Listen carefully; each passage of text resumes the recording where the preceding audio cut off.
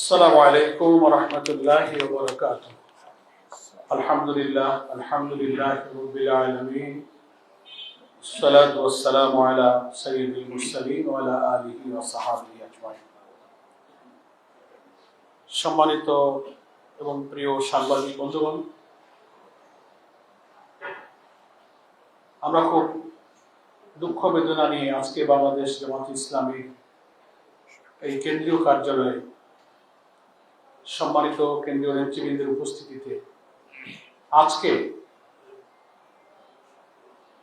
বগুড়া এবং শেরপুরের দুইটি আসনে যে নির্বাচন অনুষ্ঠিত হচ্ছে তার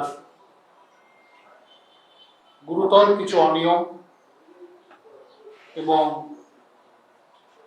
একটা নির্বাচিত সরকারের দায়িত্বে পরিচালিত প্রথম নির্বাচনে খুবই দুঃখজনক ভোট কারচুপি, জাল ভোট, এজেন্টদের বের করে দেওয়া, সকালেই সিটে স্বাক্ষর নিয়ে নেওয়ার মতো অনেক আপত্তিকর ঘটনাগুলো ঘটেছে। এখনো নির্বাচন চলছে। আমরা দুপুর 12টা পর্যন্ত সকাল থেকেই আমরা যোগাযোগ রাখছি। দুঃখের সাথে আপনাদের কাছে এ ব্যাপারে বাংলাদেশ জামাত ইসলামী কেন্দ্রের পক্ষ থেকে প্রতিবাদ জানানোর জন্য এক্ষুনি তাৎক্ষণিক সেসব বিষয়ের প্রতিকার এবং ব্যবস্থা নেবার দাবিতে আজকে এই প্রেস ব্রিফিংয়ে আমরা মিলিত হয়েছি। আপনারা যারা যারা এসেছেন তাদের সকলকে আমি আন্তরিকভাবে মোবারকবাদ জানাচ্ছি। যেহেতু আমাদের নামাজ সামনে, আমরা খুব দীর্ঘ করবো না। আমি সংক্ষেপে আপনাদের কাছে কিছু তথ্য এবং আমাদের উদ্বেগটা প্রকাশ করে আমরা ব্রিফিংটা শেষ করতে চাই। প্রিয় সাংবাদিক বন্ধুগণ, ভূমিকাতে আমি বলবো যে এই দুইটা উপনির্বাচন আমাদের প্রচার বিভাগের এহসানুল মাহবুব জুবায়ের ভাই আপনাদেরকে বলেছেন, শেরপুরে শ্রীবর্তী এবং চিনাইগাতি এখানে আমাদের প্রার্থী ইন্তেকাল করেছিলেন। তার আগে শ্রীবর্তী উপজেলার সেক্রেটারি মাওলানা নুরুজ্জামানকে নির্মমভাবে হত্যা করে মাওলানা রেজাউল করিমকে হত্যা করা হয়েছিল। নানান ঘটনা সেখানে ঘটেছে। সেইখানে উপনির্বাচনে প্রার্থী হয়েছে আমাদের মাসুদুর রহমান মাসুদ ভাই, সাবেক সেনা কর্মকর্তা। আর বগুড়াতে যিনি আমাদের প্রার্থী ছিলেন, বগুড়া শহরের আমির, কেন্দ্রীয় মজলিস শুরার সদস্য জনাব আবিদুর রহমান সোহেল, কর্ম পরিষদের সদস্য। এবং আপনাদের অবগতির জন্য আমি আরো জানাচ্ছি যে আমরা বিগত 4, 5 এবং 6 3 দিন এই দুটি আসনে কেন্দ্রের পক্ষ থেকে আমি নিজেই সফর করেছি এবং আমাদের নির্বাহী সদস্য অধ্যক্ষ শাহাবুদ্দিন সাহেব আমার সঙ্গে ছিলেন। এই দুইটি আসনের বিভিন্ন এলাকায় আমরা পরিদর্শন করেছি, সভা-সমাবেশ করেছি, সাংবাদিক সম্মেলন করেছি। সেই সাংবাদিক সম্মেলনে আমরা ওখানে যে তথ্য পেয়েছি সে উদ্বেগ আমরা প্রকাশ করে এসেছি এবং আবেদন জানিয়ে এসেছি প্রশাসন, রিটার্নিং অফিসার, প্রিজাইডিং, পলিং যারা থাকবেন, নির্বাচনকে আপনারা নিরপেক্ষ করবেন। এটাকে আর একটা মাগুরা নির্বাচন বানাবেন না। ইঞ্জিনিয়ারিং এর অনেক কথা আমরা আগে শুনেছি, এখন নির্বাচিত সরকার অধীনে এই নির্বাচন যেন নিরপেক্ষ হয়। কিন্তু ওখানেই আমরা শুনে আসছিলাম ভয়, ভীতি, কেন্দ্রে যেতে না দেওয়া, এজেন্টদের উপরে হুমকি দেওয়া, বহু কিছু তখনই চলছিল। এই আমরা যে কয়েকদিনে সফর করলাম, আজকে সকাল থেকে ঠিকই দেখলাম সেই ধারণা সত্য ঘটেছে। আমি একেবারেই খুব সংক্ষেপে আপনাদেরকে কয়েকটা তথ্য দিচ্ছি। প্রধান 3টা কাজ। একটা হচ্ছে যে সকালেই বিভিন্ন কেন্দ্রে এজেন্টদেরকে আগেই, যেটা একেবারে নির্বাচনী আচরণবিধির খেলাফ, প্রিজাইডিং অফিসার জোর করে আমাদের এজেন্টদের কাছ থেকে রেজাল্ট শিটে স্বাক্ষর করে নিয়েছেন, যার নিয়ম হলো ভোট গ্রহণ শেষ হবে, গণনা শেষ হবে, ফলাফল তৈরি হবে, তখন রেজাল্ট শিটে সব প্রার্থীর এজেন্টরা স্বাক্ষর করবেন। এখনো তো ভোট এখনো বাকি, অথচ আমাদের কাছে স্বাক্ষর জোর করে নিয়েছে সকালবেলা। সেই প্রিজাইডিং অফিসারে কিন্তু স্বাক্ষর নেই। আমার কাছে তার ফটোকপি একটা তো আমি হাতে হাতে জোগাড় করতে পেরেছি। আর এরকম চলছে অনেক ঘটনা, সব তো আর এক্ষুনি দূর থেকে জোগাড় করা যায় না। সেটা হচ্ছে আপনার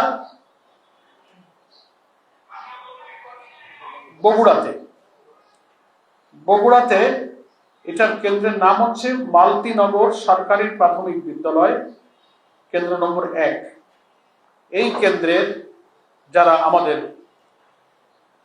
এজেন্ট ছিলেন, সকালবেলায় তাদেরকে স্বাক্ষর নিয়ে নেওয়া হয়েছে রেজাল্ট শিটে, এবং দেখবেন এখানে প্রিজাইডিং অফিসারের স্বাক্ষরের জায়গাটা ফাঁকা ফাঁকা তো থাকবেই। সকালবেলা তো আর ভোটও শেষ হয় নাই, গণনাও হয় নাই, স্বাক্ষর করবেন কিন্তু এরপরে এখন ইচ্ছা মতো ভোটের সংখ্যা বসায় দিতে পারবেন, বলবে আপনাদের এজেন্ট তো স্বাক্ষর আছে।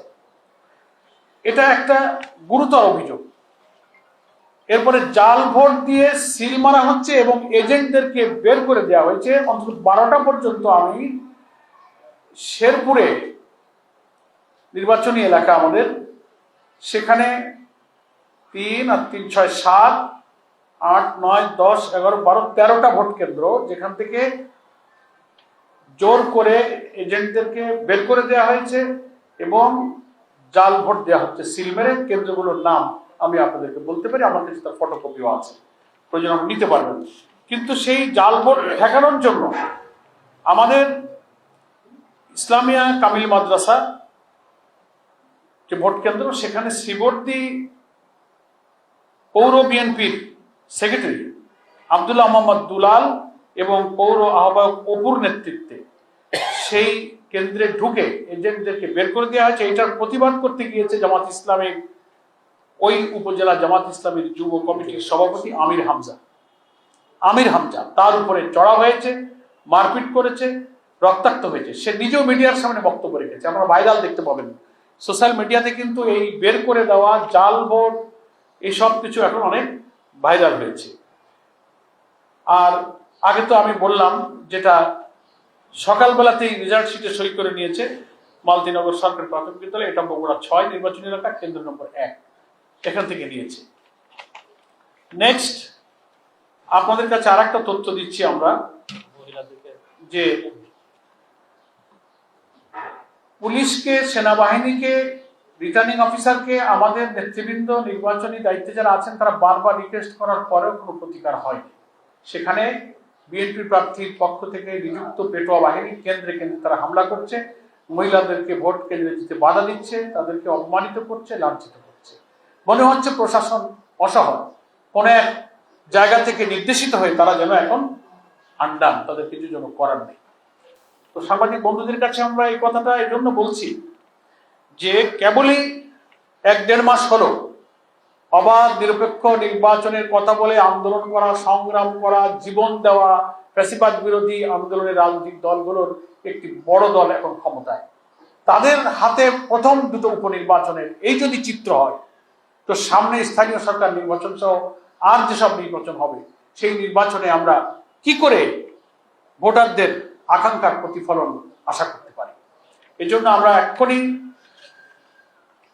নির্বাচন প্রধান কমিশনার, যিনি প্রধান নির্বাচন কমিশনের দৃষ্টিতে আনছি, জামাত ইসলামের এই কেন্দ্রীয় কার্যালয় থেকে প্রেস ব্রিফিংয়ের মাধ্যমে এক্ষুনি আপনি এই 2 নির্বাচনী আসনের রিটার্নিং অফিসারকে নির্দেশ দেবেন, যেসব অনিয়মের কথাগুলো আমরা বললাম, যেসব কেন্দ্র থেকে জাল ভোট দিয়ে এজেন্টদের বের করে দেওয়া হচ্ছে, আগে স্বাক্ষর নেওয়া হচ্ছে, সেই সব প্রিজাইডিং অফিসারদের প্রতি আপনি আইনগত ব্যবস্থা গ্রহণ করুন এবং ব্যাপক অনিয়ম যেখানে হয়েছে সেখানে আপনি ভোট গ্রহণ স্থগিত করুন, পুনরায় ভোটের ব্যবস্থা করুন। তা না হলে জনগণ এরকম জোরপূর্বক একতরফা নির্বাচনের ফলাফল তো মেনে নেবে না। এটা আমি প্রধান নির্বাচন কমিশনের কাছে আমাদের পক্ষ থেকে আবেদন জানাচ্ছি।